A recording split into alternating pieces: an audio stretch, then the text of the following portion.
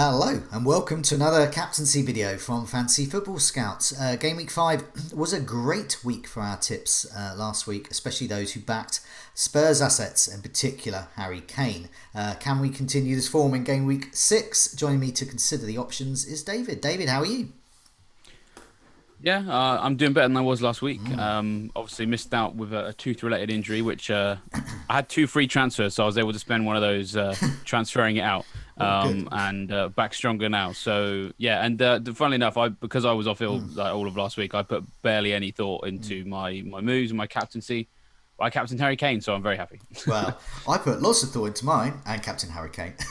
So same result really, but it just goes to show that sometimes it pays to just do what feels right, and obviously Oh yeah. Harry Kane felt right. As we'll discuss, he's potentially a good. Well, I'd say potentially he's a great captaincy option this week as well. But more of that in a minute. I understand we've got some Champions League coverage on Fantasy Football Scout. Do you want to just say a bit about that before we move on? Yeah, so obviously the Champions League is back tonight, which I'm sure everyone's very happy about. The elite level competition is back after, well, it feels like only 5 minutes since it finished, but to have the group stages back, which I know everybody loves, and they're always really fun for fantasy, is really great. And we've teamed up with UEFA's official fantasy game, so it's not too late to sign up to play that game. And also, if you want any tips and advice on the best players to have, then we'll have an article on site later today and across the deadline as well for you to check out some of the best players. So yeah, don't forget to sign up. Don't forget to see what tips and advice we've got. Okay, moving back to FPL, the small matter of the captaincy to consider. I think for many people, they're going to look at the fixture list and they're just going to say Salah or indeed Mane. Liverpool at home to Sheffield United. Salah and Mane can't stop bringing in points. And Sheffield United have failed to impress. They're not the force they were last season. So yeah, I mean Salah or in brackets Mane look the best bets for the captaincy surely this week. Is that right? Yeah, well, I mean, I think the fact that they're at home obviously is a big thing compared to some of the other assets that we're going to talk about a little bit later. Not all of them obviously are at home, and Liverpool at Anfield is well, it's just formidable, Yeah. formidable task for Sheffield United to have to take on. Completely agree that they aren't as good as they were last year defensively, and I think largely that's down to Dean Henderson. Sheffield United last season, I think, before all the clean sheets they kept. I think a lot of people who perhaps maybe didn't delve into the numbers as much as maybe some others would have kind of assumed that their XGC was often quite good, but actually it really wasn't. They would give up lots of big chances, but Dean Henderson had the second best XG prevented in the whole division last year, i.e. he was making incredible enough saves to keep Sheffield United in games. Obviously not there anymore. Aaron Ramsdale has come in, and I wouldn't. He's not a bad keeper, but he's just no Dean Henderson. And that obviously makes a big difference on their ability to keep clean sheets. The thing is that the stats that they're posting so far, they're not like the worst in the division by any stretch. In fact, they've got an XGC of 5.63 so far. But they still conceded 7 goals, and they're going away to Anfield. So if there's one place where you're probably going to concede more goals than you'd like, it's probably going to be there, right? Then in terms of the players that we're looking at, Salah and Mane, it is tricky, but I mean, I think to be honest, not very many people have both, so I think it's only really tricky to say which one's the better asset if you have both. I mean, some people have both. So then that person, if you're that person, I don't really envy you because it's quite hard to tell them apart right now. If you look at some of the raw numbers, Salah's got 19 shots in the box, Mane's got 13, so they're both in the top sort of 5 or 6 for that one. Salah actually top, sorry, I should say. But that's normal, right? Like we always know that Salah's going to shoot more in the box. Then Mane is ahead for big chances with 7-4. But again, that's pretty normal. Mane's second best in the whole division for that, behind only Calvert-Lewin.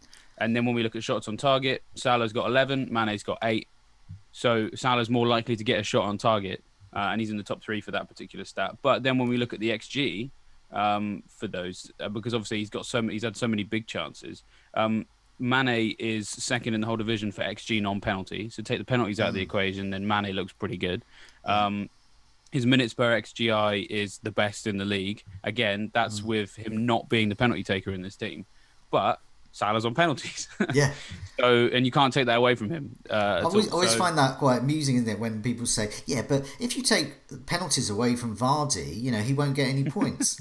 But he is on penalties. yeah, like yeah, you'd have to ring up Brendan Rodgers and offer him a handsome sum for Yeah. Vardy to come off penalties, wouldn't you? So Yeah. yeah, absolutely. So I think if you've got to pick between the two, that's tough. But if you've but chances are you've probably only got one of them. So then really it comes down to how does that Liverpool player compare with probably a Spurs player, to be perfectly honest. Yeah. And the comparison, I mean, well, we're going to come on to the Spurs player, but the thing is really is that those I've just given you some of the stats in terms of how those two players compare to the rest of the division for some key attacking stats.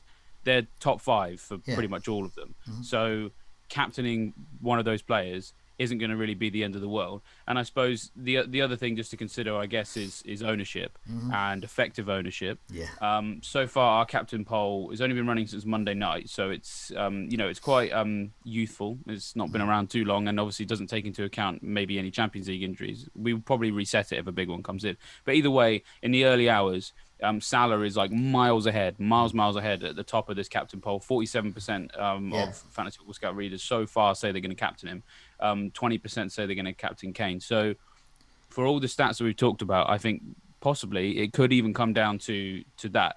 When you're picking a captain, sometimes you want to, if you see a guy that's getting captained by lots of people and you own him, or maybe you don't own him, to be honest, whether or not you own him is irrelevant. In terms of whether or not you're going to sign him and then captain him, you sometimes have to sort of check, is that a good option? And if it is a good option and it's not a bad option, then maybe just go with it. The time when you should maybe look outside of who's the guy who's got the biggest backing is maybe when you think that the person who's like second or third could do significantly better. Yeah. And it's kind of difficult to argue that with like hand on heart. I definitely think that Kane will outscore Salah by 10 points or something. It's very, very hard to say that. So when we consider how much backing he's getting already from like-minded managers, it might just be enough to sort of just tick that box. Salah, next question. But I mean, it's not as simple as that. There are some great options also, which we should talk about. But it's worth thinking about that effective ownership. Yeah, I mean, as you're saying, I think this is the week where you, for the captaincy, you have to look comparing not just Mane and Salah, but also them against the Spurs assets, because Kane and Son, who we'll come on to shortly, they can't stop scoring, but also they can't stop assisting each other. So they're getting a whole bunch of points there. Every goal Son will score. Well, who's assisted? It looks like it's Harry Kane. So you're getting those points coming in. We've got some stats on the screen which show expected goal involvement, comparing those key Spurs and key Liverpool assets. And Kane is top. Expected, he's actually scored 5. We'll come on to his chance creation shortly, but expected goal involvement is just over 5 as well. So he's not overperforming or underperforming. He is just performing as he should be. Shots on target 13. So all of that is better than Salah. So Salah has scored one more goal, but his expected goal involvement is marginally less at 4.93, and his shots on target is marginally less at 11. So he's in they're both the standouts really, and I think it's between those two. But that is not to discount Mane. If you have Mane instead of Salah, just captain Mane, or you're faced with that Mane v Kane choice. I would probably toward the Liverpool guys at this stage, but that is not to discount the amazing potential of Son and Kane. Son, incidentally, has scored 7 goals, but his expected goal involvement is 3.31. So he is, I hate to say he's overperforming. Because the fantasy community again, because the fantasy community will go, oh my God, Son's amazing. How dare. But the stats say that he is overperforming. Yeah. Whether he is in reality, we'll leave it up to the viewer and the listener. Well, the bottom line is, when you say overperforming, that doesn't necessarily mean that's a reason not to captain him. No. It's just a fair and accurate observation. Yeah. Some players overperform on their XG if they're good players, and Son's a good player. Yeah. So the key for me though is big chances conceded. Just 5. That's Villa and Burnley. They are the best. They are on paper the best defences at the moment. Yet Burnley have conceded 8. So it's sort of the if you're looking at the goals they've conceded, that is sort of the stats mask that, and because Tarkowski's been out, me as well. So it looks like they're getting back to the sort of Burnley that they should be. Nick Pope is there obviously as well. So I look at Burnley and compare it with Sheffield United. Now Sheffield United have conceded 8 big chances and they've conceded 7 goals. So they're pretty much, they're pretty much doing what they should be according to the underlying stats. So points, that doesn't necessarily point to any regression or they're going to concede more. Whereas Burnley, I just think 8 goals conceded, but they're one of the best defences alongside Villa so far this season. That makes me think that Salah and Mane have the better fixture. But let's move on to Spurs. I think it's. I mean, we've touched on some of the stats there, and that is not to discount the power of Son and Kane to be captaincy options here. And what you can see there, some of the stats we've got on the screen. I mean, they can't stop scoring, but they also can't stop assisting each other. So they are both great assets here. And I think the key stats there that point out, now Kane is the Kane of old. Shots inside the box, 16. 25 goal attempts. Shots on target, 13. This is huge. He's got minutes per goal attempts in the box every 27 minutes. But the thing that gets me is the chances created, 13. So he's posting sort of Kane of old stats, plus De Bruyne stats. Yeah, he's all in one player. So for me, he is a good. I think it's a tough choice between Kane and Salah if you own both, and I think they're going to be the common players there.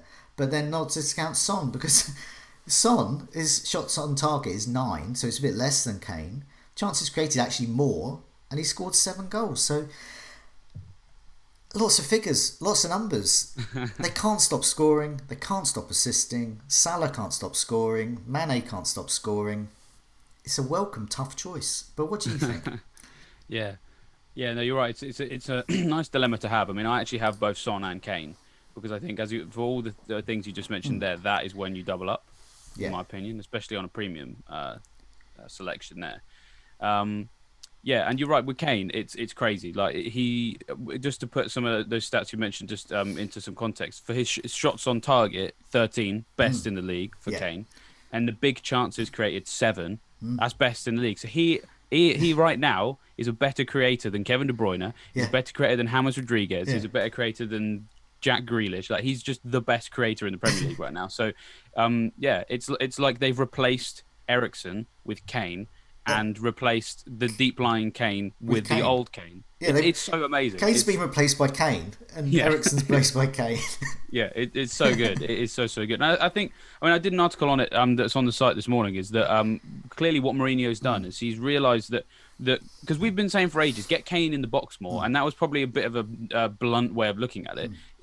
We shouldn't really be too surprised that Mourinho had a more nuanced approach to fixing that problem than me and you. That's why he's in his job. And the idea was, rather than just get him in the box the whole time and telling him to stop dropping deep, coach him to drop deep at the right moments, and then make sure he's in the box at the right moments. And the performance against West Ham is just indicative of what this new Kane is like, because he drops deep when the wingers, so that's Son, and it was Bergwijn at that particular occasion, but it's going to be Gareth Bale next week probably.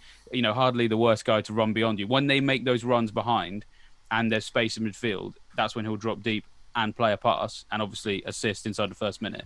But then at the same time, he still knows how to spot space in the box. He saw Ogbonna was exposed on the back post because Cresswell was up the pitch. So all he had to do is go and stand there and wait for, Reguilon to put the ball in, nods it in for a goal. So he is just a complete player right now. And I'd argue that even though he's a forward, he's a better option than Son because, even though Son is creating more chances, Kane is creating bigger chances. So Kane's already matched his best ever assist tally for a season. I know. It was 7. He got that maybe 3 years ago. And 14, 15, 16, 17 season, he got 7 assists. Well, he's already got that after 5 games now. Now, De Bruyne last season, I think it was 20 assists.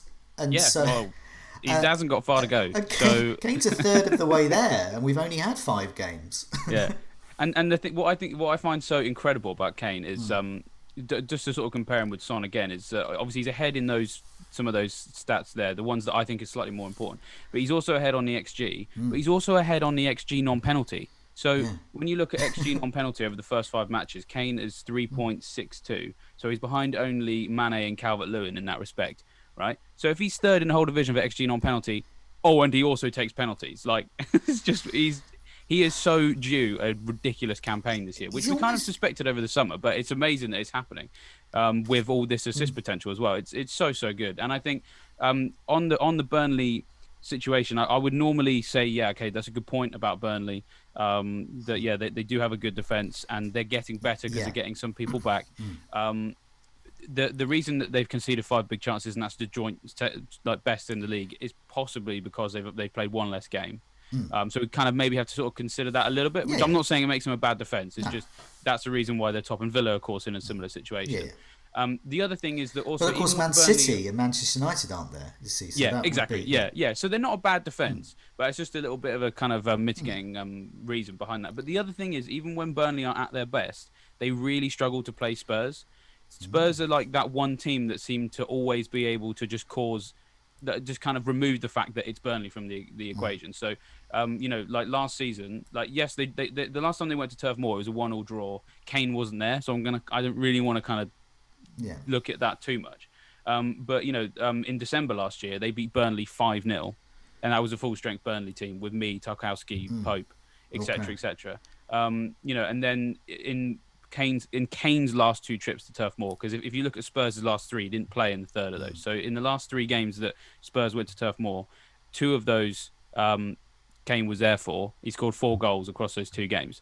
So Kane does quite like playing against Burnley. So, I'm not completely decided on my captaincy yet, because you're absolutely right. Like on paper, when we look at all of these different numbers, the Liverpool asset, which in my team obviously is Salah, but could be Mane for others, has form and fixture, and Kane clearly has form and maybe not so nice a fixture, but Burnley have recorded these stats not playing their bogey team or the bogey player, which is Kane. So I can definitely see Kane going nuclear again this week, and so then anyone who's captained him would possibly be quite happy, considering the fact that at the moment he's quite far behind Salah in the captaincy poll. So I think there's a really, really strong case for Kane that perhaps might get a little bit overlooked because on paper it's Burnley, but he loves playing Burnley.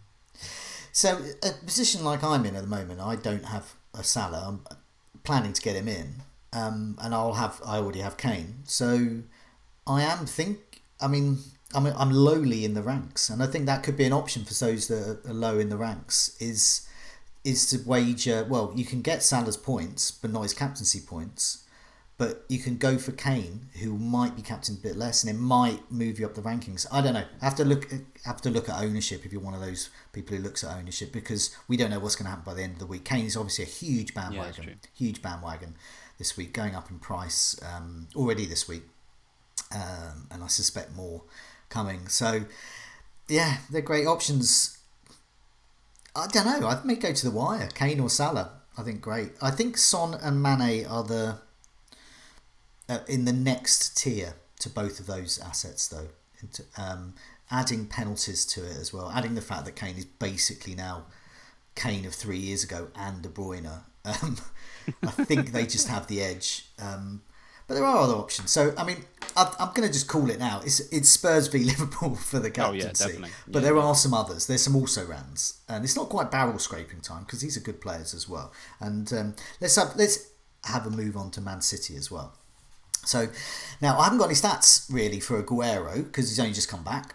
He's only played, 60 minutes he played? But we do for Sterling and we do for De Bruyne, even though De Bruyne we think won't be available, but he could be.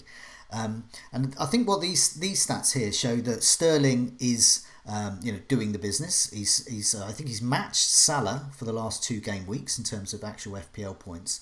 His goal attempts, he's top for goal attempts along with Mahrez and De Bruyne.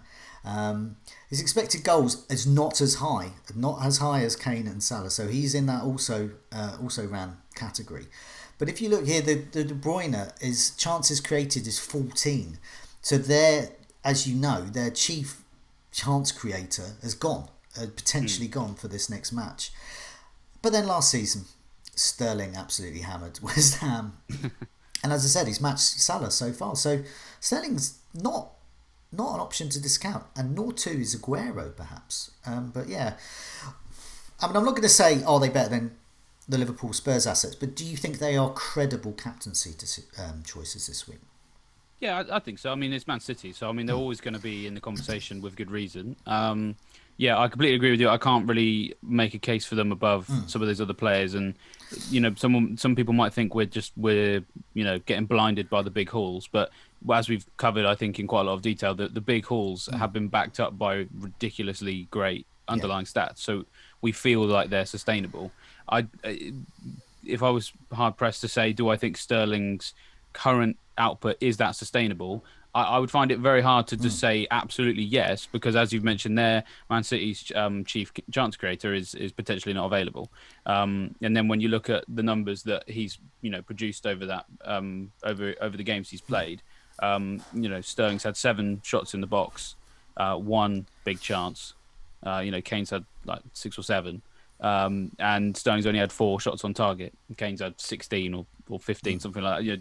Double figures, right? So he's miles off sort of like a position where you could say he's definitely going to haul, which is why I wouldn't captain him. The other thing is, I mean, everybody looks at the West Ham fixture and thinks that's a good fixture, and they just conceded 3 to Spurs, so I totally get it. The only thing that I find really, really interesting is the fact that actually when you look at how well they've been defending in terms of like just across the 5 games they've played, their XGC so far is 5.4, which actually is the best of any team that's played 5 games. It's really strange. So because the only 2 teams that have a better XGC right now are Villa and Burnley, and obviously they've played one less game. So I'm not going to say they're going to keep a clean sheet against Man City, because that would just I'm not that brave. No. The 3 goals they conceded to Spurs, it was in a 15-minute spell where they just looked all over the place. And then once they kind of figured things out a little bit, Spurs found it a little bit harder to get through. So it's just something to keep an eye on. Like if West Ham are able to produce that XGC score in a run of games where they've had a horrible run of games. They played Newcastle, Leicester, Wolves, and then Spurs and Arsenal, right? So to record those numbers against those teams, that is impressive. And to be perfectly honest, when their fixtures turn, I've very much got my eye on getting a West Ham defender, because if they can have decent XGC against the tough teams, maybe then they start keeping clean sheets against the other ones. So taking that kind of little tangent into consideration with the fact that Sterling's form from an underlying stats perspective is nowhere near Spurs and Liverpool key assets, then it's a no from me for this week. Okay, let's move on to Everton. Obviously not to be discounted as well, and I think they have perhaps the better fixture than all of the other assets we've already mentioned. Calvert-Lewin is in form and Rodriguez is in form. I've singled those 2 out. Richarlison's obviously suspended because of his red card. In terms of chances created this season, you got Rodriguez on 15. This is mega. Calvert-Lewin, shots inside the box, 17 with 7 goals. Every time with Calvert-Lewin, he's going to score. Every time I watch an Everton game, Calvert-Lewin will score. He looks like it. He looks like he's in the positions there, and he's against the notorious high line of Southampton. Now, I thought Southampton had sort of sorted their defence out a little bit, but obviously Chelsea was a great game for Chelsea there, and obviously they came back. But I think I don't know. It just looks like this. I think if you're betting against Spurs and Liverpool doing well this week, Calvert-Lewin or Rodriguez, I think, are very viable captaincy options. But what do you think of them before we move on to some of the others? Yeah, I mean, I think they're starting to prove very reliable, aren't they? Especially Calvert-Lewin. Calvert-Lewin just scores everywhere. Rodriguez seems to do better at home in terms of actually delivering on what he's offering.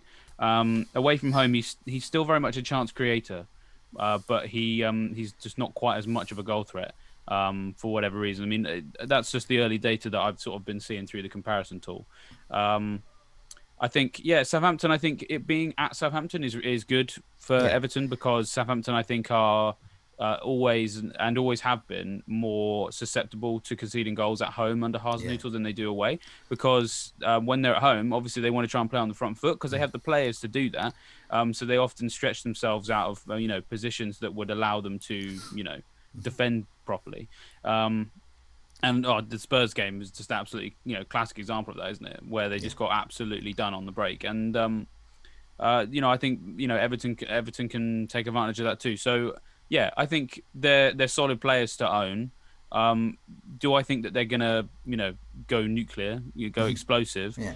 Perhaps not, because I think they're the type of players that Calvert-Lewin's going to get you like 7 points every week, and that's really nice. He's kind of like, I mean, I say the new Jimenez. That seems silly, bearing in mind that Jimenez scored last night as well. But you know what I mean, points. Like, yeah, he's the new Postman effectively. He's always going to deliver. Does that make him captainable in a week when there's not really an outstanding captain candidate? Maybe, but when we're looking at players who we know are kind of capable of getting these double-figure hauls. It's hard to say, definitely go with him over one of those guys. So yeah, nice options to own, but I think I'd still be looking at Liverpool and Spurs for the captaincy. Okay, let's just have a look at some of the other fixtures. I've just pulled out some, potentials for the barrel scrapers. Those will want to be different. Villa v Leeds, obviously Villa in great form, but these are tough to call games. I think Villa Leeds, Manchester United against Chelsea. Obviously, Fernandes always a good option. Werner, he's starting to hit form. I can't really call Manchester United v Chelsea though. I'm not sure what's going to happen. Arsenal v Leicester, another tough to call game. Potentially Vardy could get a hatful if he's back from injury. Potentially Aubameyang could do well as well. Leicester's defence is new, patched up. They've got different players. It's different, but I do think there are a couple of others for differential options. Maupay against West Brom. Now West Brom are still the worst defence at the moment. They are still the whipping boys. Conceded 14 big chances. XG conceded is 11.16, so that's the worst by miles. Manchester United are second there with the XG conceded of around 8. So I think he's an option. And Jimenez, we saw there was a couple of moments in the game against Leeds. Now Leeds made it tough. They pressed so quickly. But there was a couple of moments when he actually scored the goal. He was trying to find a place to shoot from and eventually scored. But there was a moment around a quarter of an hour before that. He was doing exactly the same thing and Leeds closed him down. And I don't know if Newcastle are capable of closing him down there. So I think this could be a rare time when Jimenez perhaps gets magical 2 goals instead of 1. So he is an option against Newcastle, I do think. Yeah. Well, I mean, I'm not going to captain him, but while we're talking about Wolves, Podence is a hold, for example, for this game because Newcastle, I mean, their XGC first 5 games is 8.54, so that's the third worst. So certainly they're capable of getting turned over. The only thing that would just perhaps, I don't know, Wolves seem not as devastating on the attack as they were. No. I mean, the thing is that we are kind of, with the best respect to Wolves, kind of scraping the barrel at this point. So, it's interesting. They don't seem to be quite. They're still getting points on the board because they're a good team, but in terms of being the free-flowing, exciting attacking team that they were last season, I think it would take a little bit of a while for them to ramp back up to that. Because they've got new players coming into the system. It just takes a little bit of time to kind of get that all to click into place. So I mean, I think this is one of those weeks where you're really looking at Spurs or Liverpool ideally, and then there are some other very good options. But Spurs and Liverpool, I think, are going to dominate the captaincy thoughts this week, and quite understandable in the poll. When we get those overall and effective ownership stats in which take into account the captaincy, I think we're going to see those two. Understandably dominating the captaincy. Just before we go, I want to mention the members area. A lot of the stats we've been showing in this episode have come from the members area. They'll be looking at expected goals. We'll also be looking at big chances, all those kinds of underlying stats that are key to our decisions really, and have been for a number of years there. So do check out that. But for now, David, thanks so much for joining us. So glad you're feeling better and tooth has been transferred out, and good luck with your captaincy decision. Cheers. Thanks very much, and the same to you, Joe.